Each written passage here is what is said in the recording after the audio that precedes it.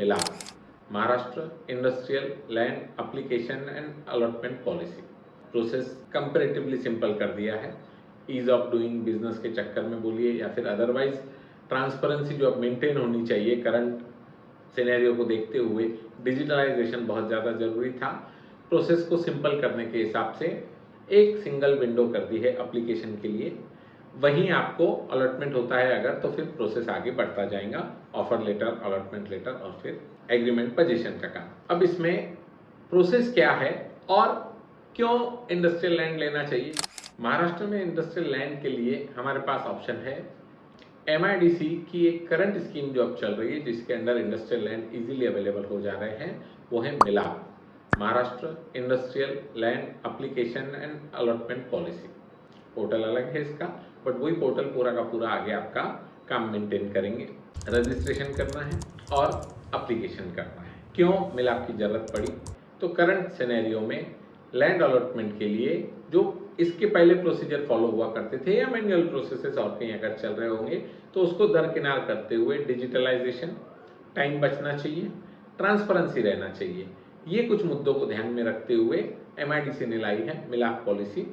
Policy से benefit ये है कि पर्सनली आपको जाकर कहीं मिलना नहीं है, ईज ऑफ डूइंग बिजनेस के पैरामीटर्स को फुलफिल करती है, इंडस्ट्रियल इन्वेस्टमेंट को ज़्यादा अट्रैक्ट करती है क्योंकि इन्वेस्टर फ्रेंडली है। लैंड अलॉटमेंट का प्रोसेस जो है वो ट्रांसपेरेंटली आपको दिखता है कि कितने एप्लीकेशंस हुई हैं और बिडर्स कौन कौन है, क्या रेट पे जा रहा है फाइनली। इससे फायदा ये है कि महाराष्ट्र इंडस्ट्रियल लैंड के केस में या इंडस्ट्रीज के केस में इंडिया में सबसे ऊपर उभर के आ रहा है। सबसे बड़ी चीज रियल टाइम अवेलेबिलिटी। मिलाप की सबसे बड़ी खासियत आज कौन से प्लॉट्स अवेलेबल हैं इसकी लिस्ट वहां पर है। जो फॉर सेल MIDC ने दिए हैं वो सब की लिस्ट वहां पर अवेलेबल है। मिलाप के पोर्टल पे जाइए तो आपको दिख जाएगा कि एक्चुअली कौन से प्लॉट्स अवेलेबल हैं, उनके लिए अप्लाई कीजिए। रिक्वायरमेंट डॉक्यूमेंट्स क्या क्या है, तो सबसे पहले पैन कार्ड जो बेस बनता है आपका पैन। अगर पार्टनरशिप फर्म है तो वो रजिस्टर्ड चाहिए, या कंपनी है तो जो कंपनी है उसका, और एक डायरेक्टर का जो साइन करेंगे। कंपनी के केस में मेमोरेंडम ऑफ एसोसिएशन लगेंगे, पार्टनरशिप फर्म के केस में पार्टनरशिप डीड। उद्यम अगर बन चुका है तो MSME के लिए कंपलसरी है। डिटेल प्रोजेक्ट रिपोर्ट एक बहुत बड़ा रिक्वायरमेंट है और पूरा गेम यहाँ पे चेंज हो सकता है। आप कितना इन्वेस्टमेंट दिखा रहे हैं वो MIDC के अलॉटमेंट पैरामीटर से मैच होना चाहिए तो ही वो वर्थ है। एक बड़ी रिक्वायरमेंट जो बहुत ज्यादा निग्लेक्ट की जाती है नेटवर्थ की। आर्गुमेंट बहुत सारे हो सकते हैं इसमें, बट अप्लीकेंट का नेटवर्थ कितना है, क्योंकि अगर आप प्रोजेक्ट दिखा रहे हैं 5 करोड़ रुपए का जिसमें आप बोलते हैं 1 करोड़ हम इन्वेस्ट करेंगे, 4 करोड़ बैंक से लोन लेंगे, तो क्या 1 करोड़ आपकी नेटवर्थ है क्या, नंबर 1। नंबर 2, बैंक भी 4 करोड़ लोन उसी को देंगी जिसका नेटवर्थ कुछ है। तो अगर ये पैरामीटर्स नहीं बैठते हैं तो फिर MIDC का जो आप प्लॉट ले भी लेंगे वो आगे आप इंडस्ट्रियल यूनिट चालू नहीं करते हैं तो MIDC आपको प्लॉट देने में इंटरेस्टेड नहीं है। Bank statements, board resolution in case of company, अगर GST रजिस्ट्रेशन है तो, और अगर आपका एग्जिस्टिंग प्लांट है और उसके एक्सपेंशन के लिए आप ले रहे हैं तो आपकी एग्जिस्टिंग यूनिट की पूरी details with financials. Industrial plots available सबसे ज्यादा कहाँ है और कहाँ सबसे ज्यादा डिमांड आ रही है, तो सबसे पहले आ जाता है आपका चाकन, फिर आता है राजनांदगांव, बुटीबोरी, नागपुर, शेंद्रा, संभाजीनगर, अमरावती और पुणे रीजन में। प्लॉट्स अवेलेबल कितने हैं वो दिखने की वजह से बहुत इंस्टेंटली हम उसको परचेस कर सकते हैं। क्या MIDC में प्लॉट एप्लीकेशन कर दिया और प्लॉट मिल जाएगा, तो नहीं दोस्तों। इसके लिए 4 अलग अलग मेथड है जो हमको समझना बहुत जरूरी है। सबसे पहले आ जाता है लॉटरी सिस्टम, सेकंड है क्लोज कैप बिडिंग जो MSMEs के लिए एप्लीकेबल है, मेजर हमारे इन्वेस्टर वहीं से बिलोंग करते हैं।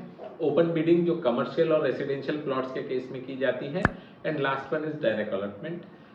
माफ कीजिएगा, छोटे इन्वेस्टर्स के लिए डायरेक्ट अलॉटमेंट का ऑप्शन नहीं है। सिर्फ और सिर्फ मेगा प्रोजेक्ट्स या पब्लिक सेक्टर की अंडरटेकिंग है, कोई गवर्नमेंट कंपनी है या फिर कोई स्ट्रेटेजिक इशू के लिए रिजर्व्ड एरिया है और उसी के एप्लीकेंट आते हैं तो उनको एक बार का डायरेक्ट अलॉटमेंट हो सकता है। जैसे टेक्सटाइल पार्क अगर डेजिग्नेटेड है और उसके लिए कोई डायरेक्ट एप्लीकेशन करता है तो उसको प्लॉट मिल सकता है, बाकी किसी के लिए भी डायरेक्ट अलॉटमेंट का ऑप्शन नहीं है। प्राइवेट लैंड में इंडस्ट्रियल यूनिट शुरू करना चाहिए या फिर MIDC में, बहुत बड़ा सवाल है। पर बेनिफिट्स अगर आप देखेंगे MIDC के तो आपको ध्यान में आएगा कि ऐसे बहुत सारे बेनिफिट्स हैं जिनकी वजह से MIDC को हम प्रेफर कर सकते हैं। सबसे पहले डेजिग्नेटेड लैंड है, बेसिक इंफ्रास्ट्रक्चर आपको वहाँ डेवलप किया हुआ मिलता है, इलेक्ट्रिसिटी कनेक्शन का अपने यूनिट तक लाने का खर्चा अपना ही है, अदरवाइज भी प्राइवेट में भी जाएंगे या अदरवाइज, पर सैंक्शन लोड है, लोड शेडिंग बिल्कुल भी नहीं है। लास्ट ऑप्शन रहता है गवर्नमेंट की तरफ से इंडस्ट्रियल एरिया का इलेक्ट्रिसिटी कनेक्शन बंद करना कुछ समय के लिए भी, अगर लोड शेडिंग का विषय आता है तो लेबर आपको बहुत इजीली मिल जाता है, ट्रांसपोर्टेशन की फैसिलिटीज अच्छे से अवेलेबल हैं। एमआईडीसी की स्पेसिफिक बात करूं तो मैप सैंक्शनिंग या फिर बाकी चीजें आपको कंपैरेटिवली कन्वीनियंटली जल्दी हो जाती है, फास्टर प्रोसेस है। हाँ, स्ट्रिक्ट है कंप्लायंस के मामले में कि आप पर्टिकुलर एरिया में इतना ही कंस्ट्रक्शन करेंगे, ऐसा ही कंस्ट्रक्शन करेंगे, पर वो चीजें फायर सेफ्टी और अदरवाइज इंडस्ट्रियल यूनिट की सेफ्टी के लिए बहुत ज्यादा जरूरी है। तो वो जो स्टैंडर्ड मेंटेन किए जाते हैं, these are benefits of the industrial units, not for MIDC. Next comes rate, काफी रिजनेबल है। एमआईडीसी के हाईएस्ट रेट जो हैं वो भी आपके प्राइवेट लैंड के 10 to 20% जाते हैं। अमरावती रीजन की अगर बात करूं तो अकोला डिस्ट्रिक्ट में प्राइवेट लैंड जहां 1000-2000 रुपए स्क्वायर फीट के नीचे नहीं है, वहां एमआईडीसी आपको 100 रुपए स्क्वायर फीट से लैंड दे रही है with premium and all other charges मिला के भी। अगर 150 रुपए की रेंज में आपको प्लॉट पड़ता है, 200 रुपए की रेंज में प्लॉट पड़ता है, तो काफी ज्यादा रिजनेबल है। दो आपको 50% मैक्सिमम ग्राउंड फ्लोर पे कंस्ट्रक्शन कर सकते हैं एफएसआई के नॉर्म्स के हिसाब से, साइड मार्जिन छोड़ने के हिसाब से, but these are much more worth than the private land. क्या सिर्फ एमआईडीसी में ही सब्सिडीज मिलती है या फिर लोन मिलता है? नहीं दोस्तों, प्राइवेट लैंड रहो या एमआईडीसी रहो, लोन और सब्सिडीज सभी के लिए एलिजिबल है।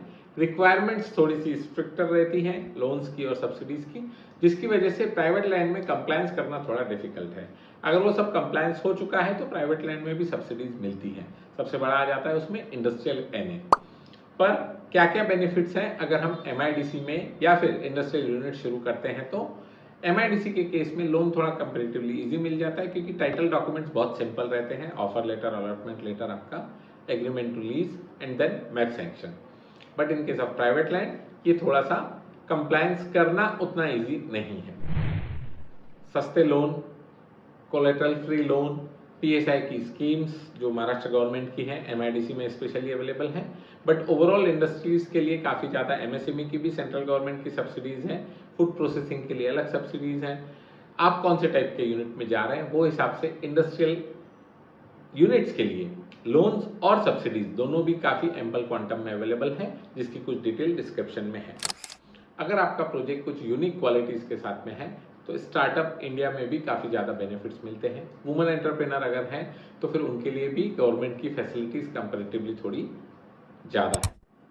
अब इंडस्ट्री सेटअप करना ये एक सपना नहीं रहेगा, आप थोड़े से एफर्ट्स लेंगे और नमस्ते फिनटेक्स को कनेक्ट करेंगे तो हम आपका वो सपना इम्प्लीमेंट करने में पूरी मदद कर सकते हैं। नमस्ते फिनटेक्स आपकी मदद कहाँ कर सकता है? तो जो भी हमारी चीज़ें डिस्कस हुई, एप्लीकेशन से लेकर के सब्सिडीज या लोन के लिए, for everything we are available. Whatever kind of benefits you want to avail, whatever kind of facility you want, we are here to help you. Namaste.